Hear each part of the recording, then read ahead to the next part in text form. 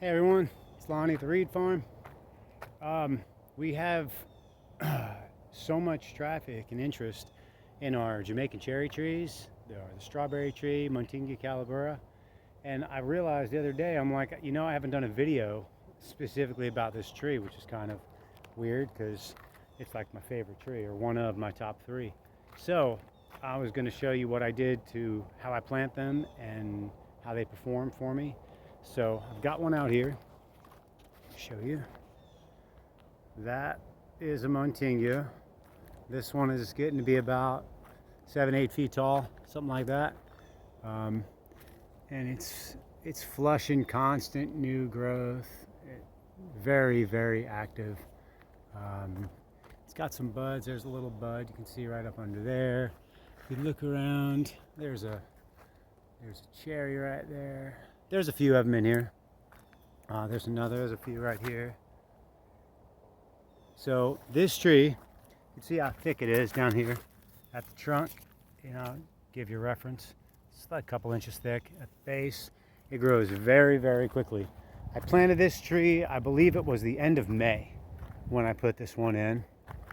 So, like the last couple of days of May. So basically it grew through June, July, August. So that's 3 months. This was about a 3.5 foot tree when I put it in the ground, and it just grows incredibly fast. I'm gonna probably tip it out here.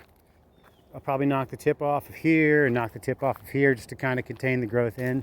And then I will probably knock the top off of that central leader. This is the main one right here that goes straight up. It's definitely a weepy tree. It likes to hang, but it'll get wide, it'll get big very quickly.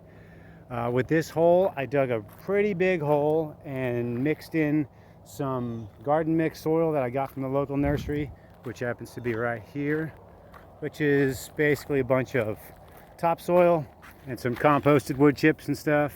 It's just some good dark stuff. Not a lot of nutrients, but good moisture holding ability. A little bit, there's some micronutrient in here, but you can't really grow a lot of good stuff in that without some enrichment. That's what I've seen from trying to grow in it at least. So I also put in a big scoop of composted horse manure that I got from a local horse farm, and I just tumbled it all together. And actually I took my tiller in there and I just tilled the entire thing all together right before we put the tree in. So that's all I took, and then I mulched around it. And if you notice, there's this is all black-eyed pea around the bottom. Good nitrogen fixers. Really helps to just add to, the sand over here is completely depleted. It's just white sand if you look out here. This is all I was working with. Just sandy nothingness.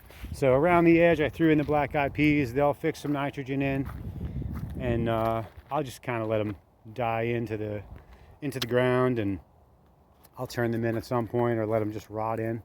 But that's basically it. That's all I've done. And I never watered it, not even one time. I never irrigated this tree.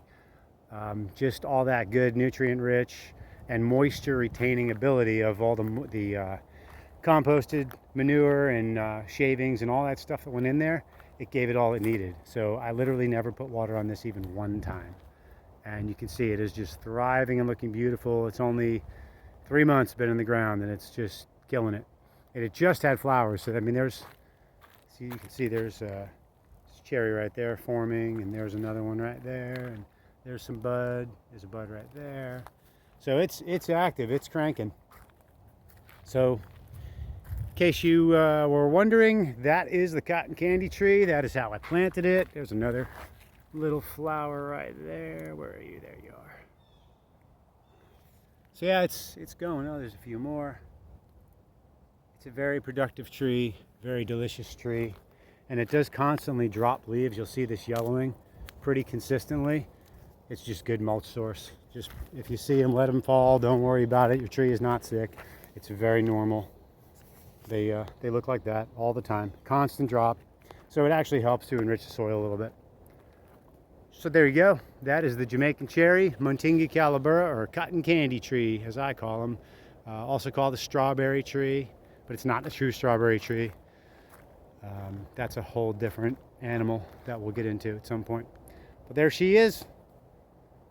And don't forget to like, subscribe, and share our videos far and wide.